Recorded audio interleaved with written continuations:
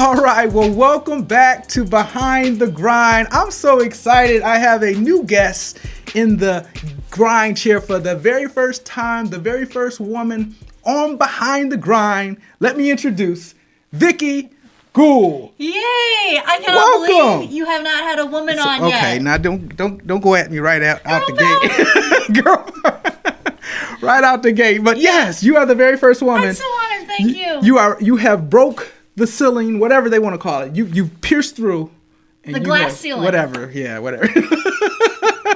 And you've made it on Behind the Grind. You're going to make ways for so many more women to come to the grind scene. Sure. You need more women. So you got to hold it down. Too much testosterone going on in here. So you got to hold it down today. So it depends on how this interview goes. No, I'm teasing. I'm very teasing. But welcome, Vickie. Thank you. Thanks welcome to Behind the Grind. Wow. So, obviously, I asked you to come on Behind the Grind because I've always, since our very first encounter, have seen the grind. Now I'm calling it the grind, but I see what you put into what you do, all the areas that you do. I mean, every level, you go at it, and you go at it hard. I do. And so a lot of people don't know who you are. So if you want to share and introduce yourself and tell a little bit about yourself, it'd be great. Sure. Thanks.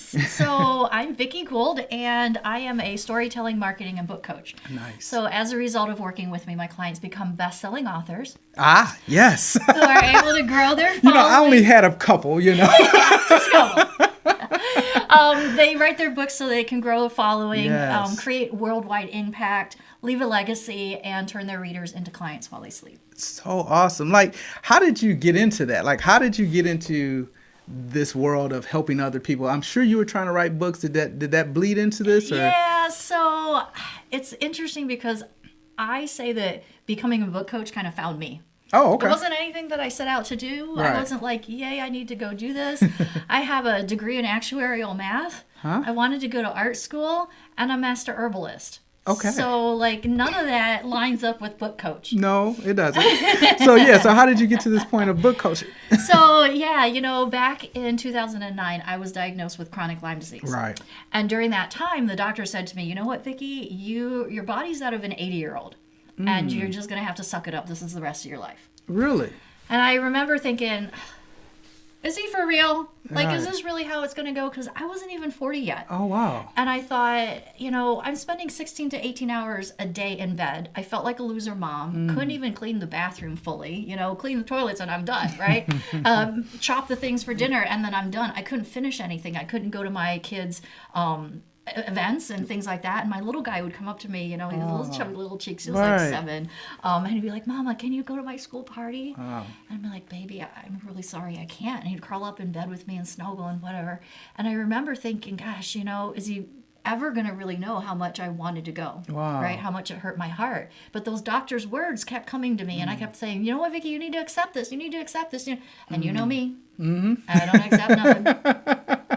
You gotta tell me something, I'm like, rebel alert. But, really 3.5 years passed that way. Okay. It's 1,176 days. That's from sun up to sundown. Lyme disease is like a conglomerate of things altogether. I was misdiagnosed with lupus. It's kind of like MS, Alzheimer's, dementia. I was diagnosed with cognitive disorder, fibro, chronic I can't even think of it. Chronic fatigue. Oh, chronic fatigue. Yes. Okay. And word aphasia. And all of those things. And I remember thinking, is this really how the rest of my life is going to turn out? Right. And I started to really read other books, other stories about people who had overcome Crohn's and cancer and things like that. Well, wait a minute. All right. Something doesn't jive. Their doctors told them, give it up. And this is how it's going to be for the rest of your life. You need to suck it up, accept it, just like mine did. Right. But somehow they changed that. Yeah. And I'm like, maybe I can do that too. Right. So I started reading those things and going into herbs and alternative modalities because I'm really not a pharma person. Okay. And they did put me on high doses of antibiotics, and that just about killed me in itself. Okay. So I did that. I became a master herbalist. Okay. And in the meantime, wrote a couple books. Okay. And people started to come to me for different things, and eventually it turned into this whole book coaching thing because I realized that with the stories I read, it gave me hope. It gave me inspiration. It gave me motivation. I was spending my nights crying on the bathroom floor while my husband slept because I didn't want him to know how desperate and depressed I was that I was really suicidal. Oh, wow. And I didn't want him to know. So I hid all those things from him. And so it was these stories that gave me that inspiration and hope to finally get better and say, you know what, I want to meet my grandchildren one day. I want to play with them on the floor. Not just meet. Right. I want to be able to go to Disney World. Like, toss a ball, that type of thing. And that's how that all happened. And then people started saying, you know what, can you help me with my book? I got you. And so that it was their stories that inspired me, and that's why it's so important. I believe it's so important because people feel so alone these days, right? And whatever they're going through, for some reason we think we're the only ones going through it, right?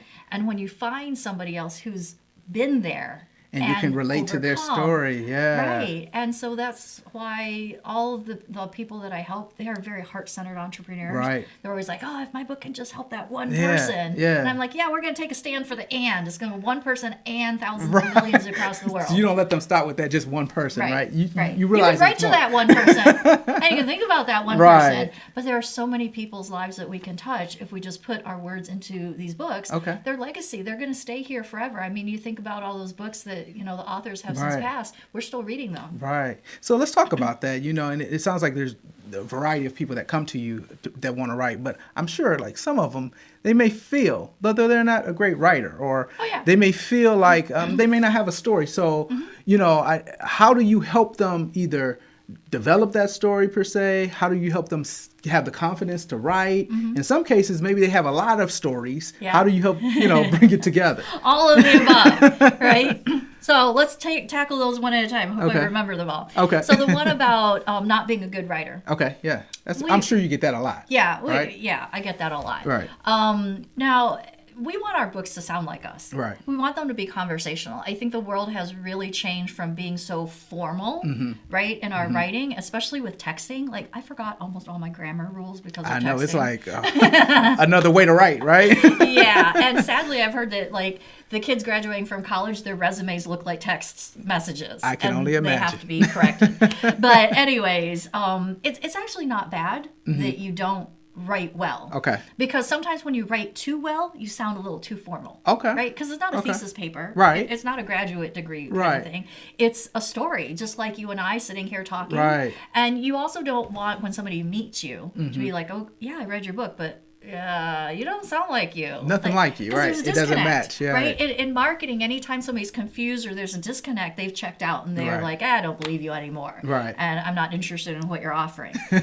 So that's the one thing with not being a good writer. I actually embrace not being a good writer. Okay. And that's what editors are for. Okay. Like, if you got run-on sentences, we'll just fix that. It's fixable, right? It's totally fixable. Having multiple stories and not knowing which one. Right. Well, there are a couple different stories that are really important inside the book. Okay. So I have 5 S's that we include in the book. One of them is stories, and there are 2 types of stories. Okay. One is your why story.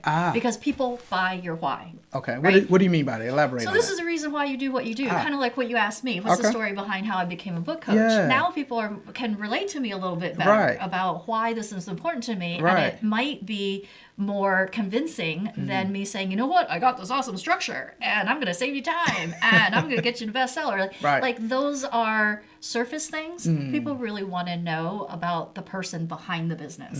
People buy the why, people buy experiences, and this is also why we write books that are experiences. That's true. It's not just a good read. It's not just a brain dump. We want it to be an experience. I want to feel like I know the person somewhat. I mean, you're going to help me. I know you're going to help me, but I want to feel like there's something about what you're saying. We connect in some shape or form, or I can relate in some shape or form. You know what I mean? Exactly. So that's good. Yeah, it's kind of like when you're at the movies and, there's good movies and bad movies, right? And the good movies, you feel like you're right there with them. You're in the scene with them. That's what you want when you're writing a book. You got to put the stories in there. So the why story is really important, and then the other stories that layer in with the sizzle, that's the other S, which is the smarts and the secret sauce and all that other stuff that you have. The things that you want to share with the world, the things that you learned. You layer those together with the other stories, and that creates an experience. Obviously, those are only 2 of the S's. There's 5. Okay, so you give us 2. 2. That's good. Yeah. Well, let's kind of backtrack a little bit. I know we jumped right into it because again, I'm excited about it. You're my coach, right? Yeah. You're someone I look up to and admire. But I want to talk a little bit further. Again, you're the first woman on the show, but I want to talk about first Asian too, probably. Oh yeah, actually, yeah. There you go. I get double credit. That's awesome. Wow. But so my question is, for women now, there's a strong vibe going out, women entrepreneurs, that's happening all over. But again, what would you say? I don't know what you were doing prior to becoming an entrepreneur.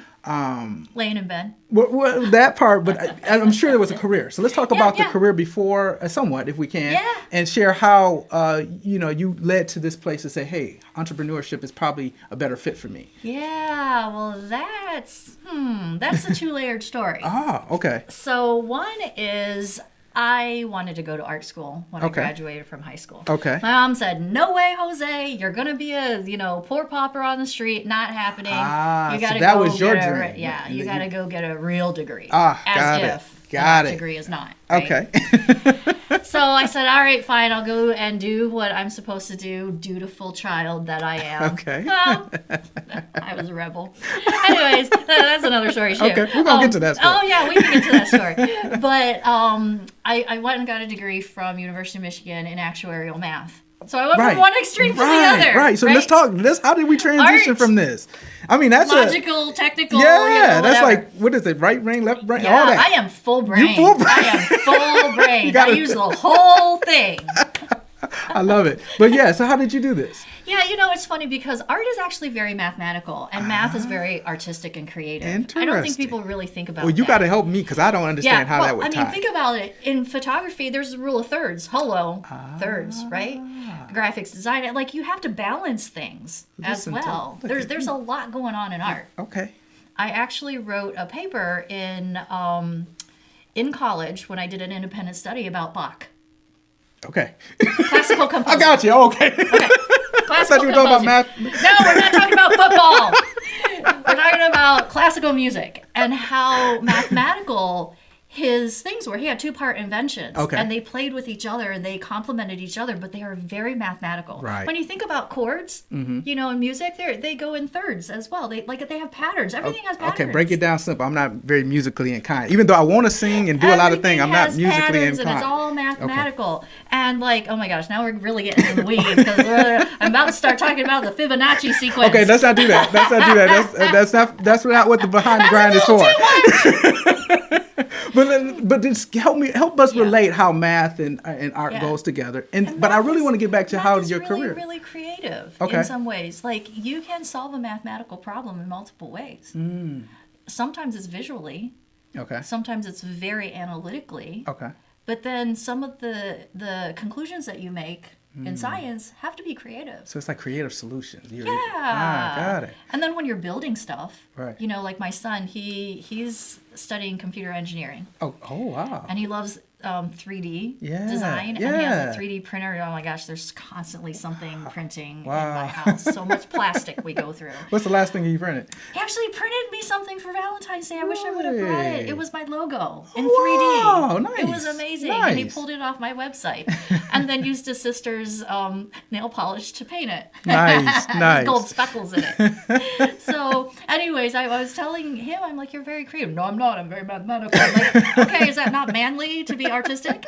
But they really jive with each other. So anyways, after college, I took the only job that I could. Okay. Which was working for Anderson Consulting, which is now Accenture. So I coded computers in COBOL. Okay, so that's how old I am. Okay, if you know how long ago that was. Okay, that was back when it mattered if you didn't put a period at the end of your coding. Okay, got it. Now they just drag and drop stuff. Like I look at it and go, so they're not doing nothing like that. I'm telling my son, like, you're getting a computer engineering degree. Well, you just have drag and drop stuff. I actually coded with real words, real coding, real lines, real indentations. It was none of this like fancy stuff that you got now. Like we did it the old-fashioned way, right? So I did that for a while, realized that I hated it. Okay. With a passion. Okay. Became a database manager. Oh, wow. At Rock Financial, which is now Quicken Loans. Wow, you really are. You're taking us way back. But yes. Okay. This was before they were big. Yeah, those rock commercials. Yep. And then after that, I became a statistician for Comerica Bank. Oh. And I worked in the risk department. So I assessed risk for credit cards, boat loans, personal loans, mortgages. So how did you flip from Okay, I guess that works somewhat together, huh? Yeah, it was like computers to database analysis and coding, some coding Okay. there, to statistical analysis, and I had to learn a new system Okay. to pull those numbers Got and it. everything. That's when I had my daughter. So this is where it gets juicy. Okay, let's talk about it. So I had my daughter in 1996. Okay. Yeah, she's 23. Lord. She's so happy I talk about her so much. My kids, poor kids and husband, I talk about them. So in 1996, I had my daughter. I was working at Comerica Bank, and I took her back to daycare. Well, I took her to daycare, and I went back to work. Sure. And she immediately got sick. Oh, okay. So she had bronchitis, pneumonia, and Okay. after a while, I remember it was probably winter time. So she was born in June, so maybe around 9 months-ish time frame. I remember calling my sister and just saying, I can't do this anymore. Because I'd stay up at night rocking her so that she could breathe and take her to daycare. And you have to have them on antibiotics for a day before you can take them back and, blah, blah, blah. Right. And then as soon as she got better, she'd get sick again. Right. It was craziness. Okay. So I basically said I need to find something that is going to give me more time freedom, of ability to work from home. Okay. I actually did convince my boss that I could work from home. And oh my gosh, it was Back so... then, you were able to get Yes. that across in the bank too. Yeah. Oh wow! Well, you got to tell me how you did that. And oh my gosh, the way we connected to the computers. Okay. Yeah, you remember this? Yes. That's how we connected. And somebody had to physically be at my desk and turn on my computer there for me so Really? that I could log in from home. But after a while, I realized that really wasn't such a fantastic Did you actually idea. have a big desktop at home too, or did they give you laptops? Mhm. With No, the big desktop. Okay, big old desktop. Yep, big Okay, old wow. desktop. Okay. Yep. And in the divorce, my husband got the desktop. Oh, okay. Yeah, so I gave him the desktop in exchange for the timeshare. I think I got a better deal. Oh, okay. Because the desktop just went down in price. Like, it just depreciated to nothing. But anyways. He won. He got that That's desktop. right. He can have that. So long as he felt like he was winning. It worked for me. So that's when I was like, I got to do something different. I became a stockbroker. Wait a minute. Okay, so you became let's talk about told that. You just opened up the whole thing. Well, you've had different careers here. Yeah, so, and I always had now- something on side too. Okay, I decorated what's- cakes, I did what- soaps, I did art, I did all sorts of things. I had jewelry in galleries across the U.S. While being a stockbroker. Yeah, sort of. Yeah. Wow. After the stockbroker thing, I became a mortgage broker. So that's really when I did the jewelry thing. Okay. So I was trying to enter entrepreneurship. Okay. But still feel the safety of a corporation. Kind of having a, I didn't like it. Okay. There was still a boss. Okay. I didn't like it. Okay. So eventually, after the mortgage broker thing, that's when I got diagnosed with Lyme and got sick, and then I just really became unemployable. Okay. At that point, I was Okay. I wow. got disability. Okay. They shut down actually. They were one of the mortgage companies that went out of business. Okay. So that's how that all happened. But the second part of the story is Okay. my mom and dad are entrepreneurs. Let's talk. Can we talk briefly about that? Yeah, Yeah, I so you remember. got time? I remember you. Because I'm a yakety-yak. I remember you talking to your dad. Yes.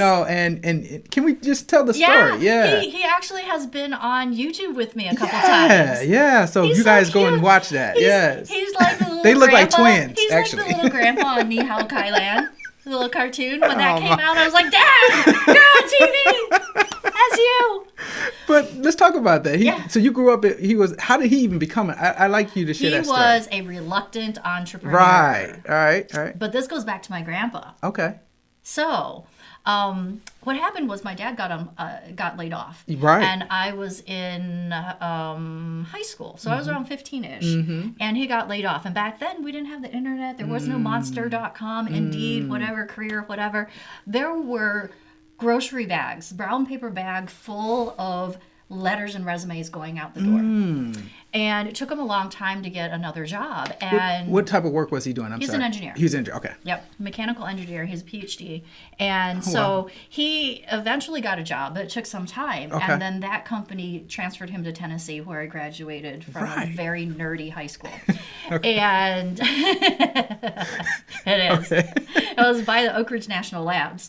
Okay. And they always joke that we all glowed in the dark because it was by the National Labs. Okay. And it's like one of the top 10 in the US. At least it was back in 1989. Okay. So anyways, see how many tangents we go Well, no, off let's stay on. Yeah. Okay, so my dad, he got this other job, and eventually came back home to my mom and said, I think they're going to lay me off again. Okay. Yep. And she's like, oh, crap. Right? Okay. I made that part up. But something like that. Something like that. and she says, this is never going to happen again. We're going to open our own company. And then you will never, ever, ever be at a point where you think that you're going to get laid off. Okay. So mom stood up and said, hey, we're never going to do this again. Right. And he was like, I got to do that. She goes, yes, you can, and you're gonna. And my mom gets what she wants.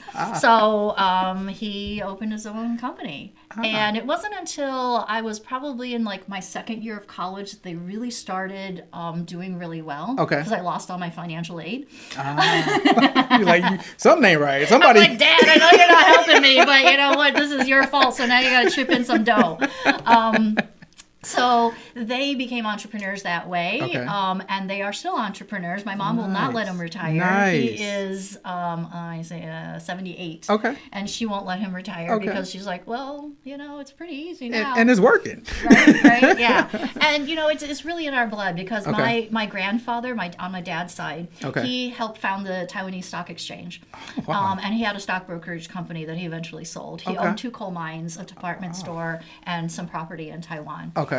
So it's kind of in my blood to be an entrepreneur, I guess. Okay. Yeah. Well, let's talk about your mom too, because I remember your dad's mentioning about how your mom kind of did a lot. So in the business, what exactly was her role?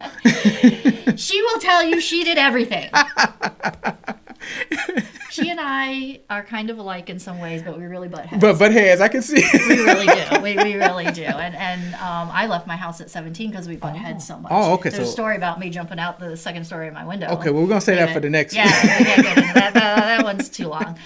But she was pretty much the mastermind behind making sure that they had contacts, because if you know anything about government work, and that's what they did government work, it's all about who you know. So a little bit of smoozing, you know, making sure that they were delivering, obviously, but that when time came for renewals of contracts, they were still the person of choice, the company of choice. Because, you know, they always have to put the stuff out saying, hey, we've got these contracts coming out, you have to bid for them. So was she doing a lot of the negotiation, or just kind of setting it? No, I wouldn't say she was doing a lot of the negotiation, but she was making sure what needed to happen happened, because my dad's a little more laid back. Right, okay, I got you. He's Mr. Nice Guy. He's a little more laid back. Right. Yeah. Oh, that's good stuff. Yeah. So that was a big round of block. Just to come back to, everybody knows you now, right? Yeah, really. Now you know all my junk. Well, so kind of tying back to your parents. Again, like I said, when I met you, it seems like you go hard in everything you do. What's that drive? You know, this is behind the grind. It's kind of like an Asian thing. Oh, is really. It? Do I have to be Asian to have the grind, or no? No, I'm just saying that, like, if you grew up Asian, you know about, like, my mom used to say there is no number except number 1. And, you know, not everybody can be at number 1. So it's rough when you're in a class and there's, like, 7 Asians in the class, and, like, we all need to be number 1 or our parents are mad. Yeah, you can't all be number 1. That's true. Right? But that's what she used to say. There's don't tell me anything unless you're number 1. Come back until you're number 1, right? Right. So let's talk a little bit. I remember reading in your story a little bit. You were talking about how you were, and this is for entrepreneurs, because I know we have a lot of people who are like this, who want to go out and help and say yes to everything. What is that like, and what was the transition from you? It sounds like you were a person that said yes quite a bit and took on a lot in your business. Yep. How do you transition out of that? A lot of us want to help. We want to be there. We want to provide as much as we can, but we can't all the time. What was your advice? Boundaries. Okay. Boundaries. Say no. Say no a lot. Okay. How does that work, though? You know? Yeah, you know, especially when you're good at what you do, like yourself. You're good at what you do. Yeah. Before Lyme hit me, I was Superwoman. Every time somebody asked for something, I said yes. I rearranged my schedule. I did everything. I painted walls at church. I did all the art. I did huge murals at the church. Wow. I did nursery. I taught children's church. Right. Like, I did everything. And you enjoyed it too. And it's not like you didn't. Right. Okay. But I rearranged my schedule. Every time somebody wanted something, I'd drop what I was doing and do that. And then I'd squeeze that in someplace else. And I think a lot of times people say to me, one of the things they say often is, Vickie, oh my gosh, how do you get so much done? Part of it is because I'm fast with what I do. Like, I am, like... that was a hard lesson to learn, that not everybody does things as quickly or Right. learns as quickly as I do. Right. Because then the expectation that I have sometimes for my clients is a little too high. Yeah. But anyways, part of it is because of how quickly I do things. Part of it is the scheduling of it and making sure that you know what you want and what you don't. Okay. And I haven't been perfect with that. Okay. Like, there have been times where I'm like, oh my gosh, I'm just so burnt out. Because there are times in your business where, you have to be, Right. because there's a project coming up. Right. There's a deadline, Right. something's happening, Right. something big. Right. You have a product launch or whatever. You know that has to happen. So you're really pushing and grinding and hustling and Right. staying Doing up everything you late, can. working Right. the weekends, whatever. Right. Hopefully that's temporary. Right. Right. I think when it becomes the norm is when you start getting in danger of that burnout and doing too much and not being able to handle it. But it really is, I think, that you need to know what you're saying yes to and what you're saying no to. So help us out a little Yeah. further. And you said boundaries. At what is there? I mean, because you're right. In the beginning, and I'm establishing my business, I probably have to go as hard as I can. Is there ever a point that as a business owner, that I know that I can balance some of this out? Is there a point that you know of, or? I'm not sure exactly What I'm getting at, really what I'm getting at is I know there's times where you may have to take on things that, because you're trying to create the demand. Right. You may be new into your business, and in any business, right? You're not starting off profitable. But then as you continue to grow, is there something that you can do in your business to change it? Is there something that you personally can do? Yeah, I mean, in the beginning, you have more time than money. All right. So you got to use that time Okay. to make the money. Okay. And then once you have the money, then pour it back into the business. Okay. A lot of people want to believe that as you make business, it's going to be all this profits and you can go out and buy your next Louis Vuitton purse and whatever. It might be a little longer than you think. Okay. Because you need to put that money back into your business. Right. You can't be everything all the time. And you also have to decide how you want your life to look. Okay. Sometimes when you get into the grind too much, is there a... No. There, okay. Yeah. Sometimes when you get into the grind too much, you lose the vision of what you had for your life. You became an entrepreneur because you wanted time freedom. You wanted passive income. You wanted, multiple streams of income. Whatever it is. You lost the focus of what you were trying to do and have time with family or whatever the case may be. Right. And I think when you look at that, you need to build the rest of your business around that. Okay. Versus the shiny object syndrome. Oh, that coach does it this way, let me do it that way. That coach does it this way, let me do it that way. Right. You need to figure out for yourself what is enjoyable for you. Okay. And what's going to work for you as well, because every coach is going to say, well, this is how I ran business, this is what works. Right. But it's not true that that's the only way. That's right.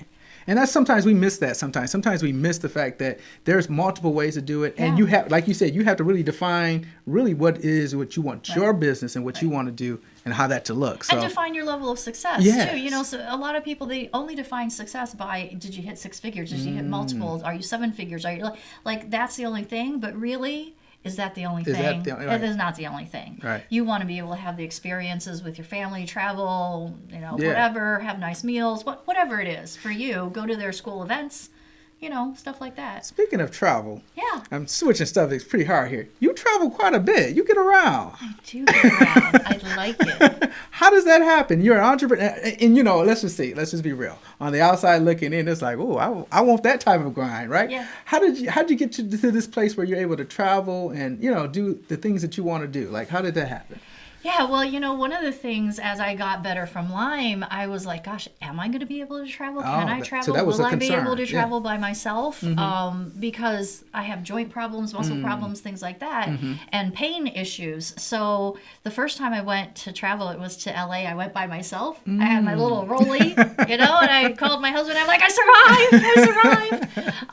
And I think part of what I wanted to build for myself was the ability to travel inside what I'm doing with my business. So sometimes I travel because I speak. Sometimes I travel because I have a mastermind with my coach. Sometimes I travel because I'm going to an event, just different reasons for me to travel. But I really do like getting out because it also makes me pre-plan for the time that I'm gone. Okay. So that things are still happening in my business so that I have something to come back to. One of the biggest mistakes I see people do is when they leave for something, everything shuts stops, down. and no one can work, no one can do anything. Hello, where are you going to come home to? Then you lose your momentum, and then you get home, and you're like, oh crap, I got nothing set up or whatever. I went to Hawaii. I came back to 7 strategy calls. Oh, wow. Because I got stuff running in the background, and things are still going out for people to sign up. I love it. You don't turn it off just because you went out of town. But when you're out, if you're actually doing a vacation, do you actually unplug for a moment, or are you still grinding? When I'm on vacation with the family, like when you're really vacationing? It depends. You know, I really love my business, and I think about it all the time. Okay. Crazy all the time. Yeah. And then I come up with these, especially when you're relaxed, you come up with great ideas. Yeah. And that happens on vacation. Okay. So you're you relaxed. have to I gotta write it Oh down. my gosh. What happens as well is my family tends to sleep in. Okay. And I will sleep in if I can, but sometimes I just wake up, and so like they might be sleeping in on vacation, and I'll have my computer and I'm doing something. So you'll still get something done. Yeah, And that's okay. I will, but you know what? If they've got something to do, I shut it down. We go. That's good. But if I'm waiting for them, I'm not wasting time. That's good. Well, Vickie, it has been a pleasure. I am so glad that you decided to come today. Yeah. How can so of course I know there's going to be a lot of people that are listening to you for the very first time. Got a lot of questions. Of course, they're doing their research. They want to know about you. How do they find you? You know we do it, right? How can they find you? Yeah, so my website is VickieGould.com. You just have to spell it right. Okay. Vickie. Yeah, you're going to have to spell that. Gould. There you go. .com. There you go. Yeah. My daughter has a very long name. And she says, you know what, it's so, you're just so lucky because you have a short name. I'm like, just because it's short doesn't mean people know how to spell it. Vicki, Vicki, Vicky, Vic. Okay, now I just confused everybody. Vickie Right. Gould.com. Okay. And if you just type Vickie Gould in Google, you'll find Twitter, Facebook, like you'll find everything. So You'll it find will my pop up. articles, you'll Okay. find different podcasts, telesummits, and all that stuff that I've been on now. Yeah. Awesome. And before we go, what are you reading these days? What's a good book for us?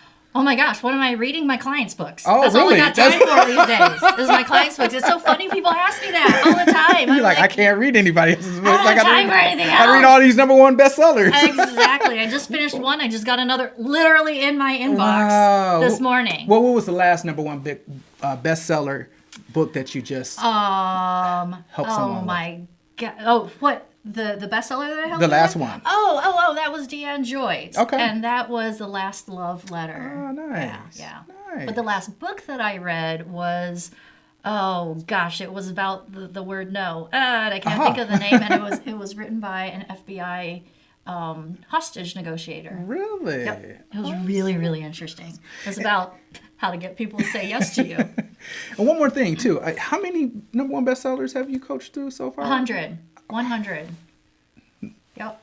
She's something like a big deal. 101 should be coming out on Monday. So you literally have 100. I thought you were just saying roundabout. So you have 100. Literally 100. And 101 is coming out. 101 is coming out on Monday. 102 is coming out so 10 days from that. And then there's a couple in there that they keep sliding their date. Tisk tisk. But they keep sliding their date. And then the one that came in my inbox probably is going to be out in October.